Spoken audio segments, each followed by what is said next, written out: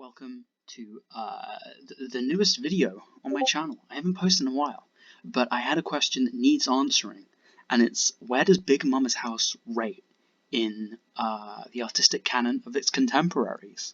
And, how good is Big Momma'S house? That's a question that needs answering, and I'm here for it. The first thing we have to answer, before we talk about Big Momma'S house, we have to talk about two films, and they're Tootsie and Mrs. Doubtfire. And they're both going there. Each story has its own central irony, and by irony, I don't exactly remember what dramatic irony is, but irony is supposed to be like the conflict between the central ideas of the story. And if we're to put Big Momma'S house in D, because it is a D tier movie, and Tootsie and Mrs. Doubtfire in B, the difference between all these three, well, those two that are above it and Big Momma'S house, which is in D, is they have an actual sense of irony to the fact that the main character is dressed up as like a fat woman. In Tootsie, it isn't a fat woman, she's actually supposed to be kind of attractive, but you get the idea. Like, all three of these films have comedy derived from the fact that it's a famous male actor, either Michael Douglas in Tootsie, or Robin Williams in Mrs. Doubtfire, or Martin Lawrence in Big Momma'S house, dressing up as a woman. But with Tootsie, the plot of Tootsie is, a male actor who is arrogant, who is, because of his arrogance, he's harsh to women, must dress up as a woman to get roles, because Hollywood doesn't want to work with him. So, the central irony there is the man who does not understand women must dress up as a woman. You can see where the conflict arrives, right? And what he learns about is he learns about women. Same thing with Mrs. Doubtfire, which sounds like a very similar movie, because in both of those they star kind of like a workaholic, arrogant main character. But with Mrs. Doubtfire, the difference between her and Tootsie is that in Tootsie it's the role of a woman, while in Mrs. Doubtfire it's a parental figure. And what is Robin Williams' main trouble, his main problem in Mrs. Doubtfire is that he's a bad parental figure. He's a bad husband, so the bad husband must become a nanny, like a parental figure. But the place where Big Momma'S house kind of falls apart in this whole canon is Big Momma'S house. Certainly, there is a level of irony that is present in any movie where a big name actor dresses up as a fat black woman. That's just inherent. It's the same thing with like the Tyler Perry movie Medea, where it isn't even, it's kind of different from all these three, because in Medea, it is literally like, it is the character of Medea, it's Tyler Perry the actor. The mechanics of turning a male actor into a female actor is the same. In Big Momma'S house, the character of Martin Lawrence does not care that he's dressed up as a fat black lady. We care as the audience, because we know that Martin Lawrence is like a big star, and that's where it's funny.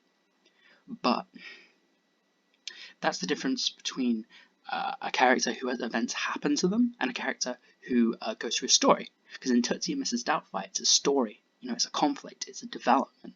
Because Michael Douglas and Robin Williams, they both have issues with this, and they both have to develop as people so they can find their respective goals, which is to kind of infiltrate the relevant group. It's relevant in Tootsie. Michael Douglas is trying to sleep with his co-star by dressing as Tootsie. Get to know her well, kind of like Groundhog Day or whatever. He's trying to trick the woman, basically, into learning about her and then learning about her as a person. But with Mrs. Doubtfire, it's Robin Williams infiltrating like a family unit. But in Big Momma'S house, it doesn't really make much sense, and you can see this as the Big Momma'S house movies go along. I don't have Big Momma'S 3 on the list, but it's like, in Big Momma'S house 3, it's his son dresses up with him as Big Mama's daughter, basically. So it's Big Mama and Big Mama's daughter. But the thing is, the son doesn't care either, and it doesn't really tear apart their family dynamics. Like, if you were to put Robin Williams in Tootsie and Michael Douglas in Mrs. Doubtfire, both stories would be the same as Big Momma'S house. It wouldn't make any sense. Like, why does the problem who have trouble with parental figures have to get with a woman? Or why does the guy who's arrogant towards women have to become, infiltrate a family group? It doesn't make sense, and that's why the central idea of Tootsie and Mrs. Doubtfire is so alluring. And essentially, if we pull up the next one here, which is the Nutty Professor, we can see that it kind of has this, it has the same kind of irony. The main character, the whole reason he undergoes the transformation is because he doesn't like himself because he's fat, and that's where the humor's derived from. In the same way that Big Momma'S house just isn't. So next with this, we're going to compare this to the GOAT, the greatest of all time, which is Legally Blonde. And for this whole time, we've been talking about dramatic irony, like just juxtaposing the different elements of the story. And with Legally Blonde, this is so intensified. Oh, by the way, the central irony of Legally Blonde is a blonde, like valley girl from California becomes a Harvard lawyer. You can see the conflict there in the same way that you can with Tootsie, Mrs. Doubtfire, and Nutty Professor. But you can't see it with Big Mama's House.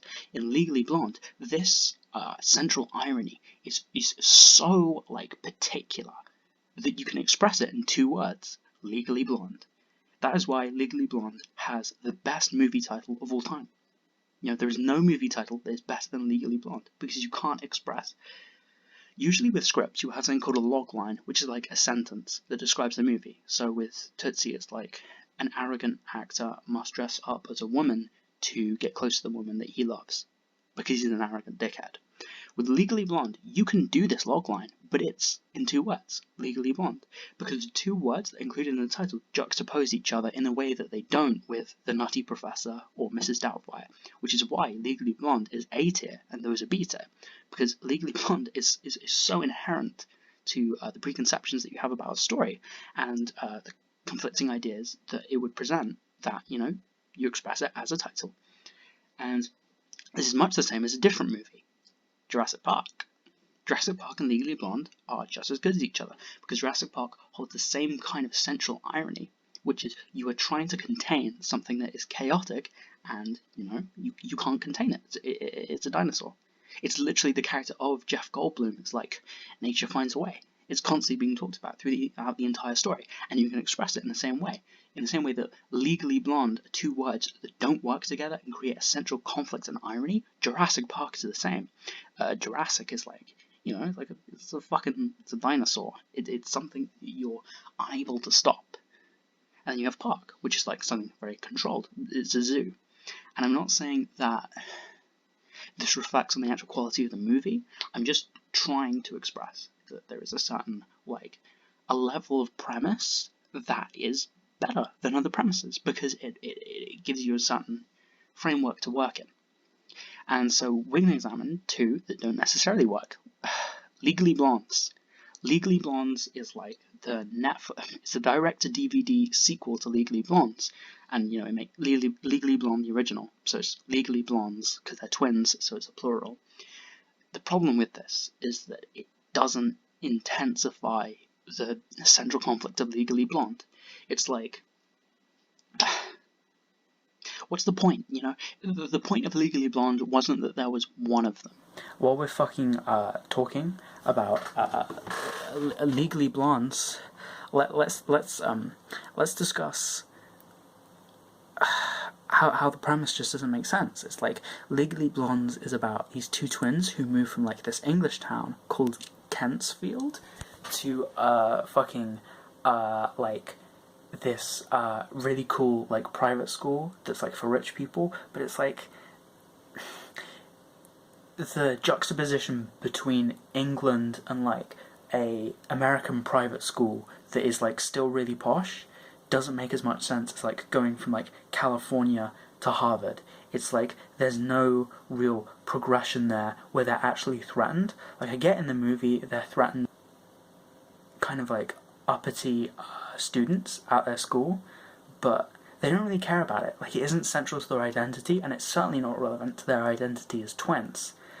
It's kind of like Harry Potter, where Harry Potter is a story about a guy going from a place that he dislikes, which is the Dursleys, to a place that he actually likes, which is school. Hogwarts. But at least Harry Potter, there's a central question there, which is Harry Potter going to be a stuck-up little shit? It doesn't make any sense. It doesn't make any sense. How does having 2 girls... The only way is this vague idea that direct-to-DVD sequels have to somehow be bigger than the original. That's all that Legally Blondes refers to. I mean, there are other reasons why you'd enjoy the movie, but they're certainly not contained in the title. Jurassic World. I put Jurassic World above that one, simply because Jurassic World is better at this example of elaboration, because there's not really much merit in trying to talk about how we're upping the scale from Legally Blonde. It's who gives a shit? Legally Blonde was never about scale. But the thing with Jurassic Park is it was such a massive blockbuster that this idea that you've gone from like a park to a world, in the same way that you go from Disneyland to Disney World, that's something that matters. It says, hey, you know about Jurassic Park, this is an even bigger deal. However, in a pursuit of that, in a pursuit of the greater cultural context of Jurassic Park, you're kind of abandoning the central irony that was inherent in the phrase Jurassic Park, because Jurassic World, unlike Park, can mean different things. It can be like Jurassic World could be a movie about prehistoric times. And so now we're going to talk about my book, The Daily Lives of Perfect Girls, and that's going in B tier, because while the idea of the daily lives of perfect girls, it's like, oh, how can someone be perfect if we know their daily lives? It's like the phrase daily lives kind of, it's a way of expressing that you're going to show something warts and all, and then the phrase perfect girls implies that there are no warts. So it becomes kind of like an interesting little conflict. But I would say that's kind of strained, definitely not to like the high heights that Legally Blonde or Jurassic Park would reach. I don't think I'll ever come up with a title as good as that. So there you go. There's where Big Mama's House ranks in comparison to my novel, and Legally Blonde and The Nutty Professor. So if you have any questions about fatsuit movies, you know who to talk to. Let's get some pussy tonight.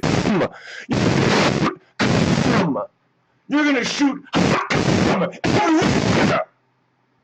and that's a promise. That's a promise, folks.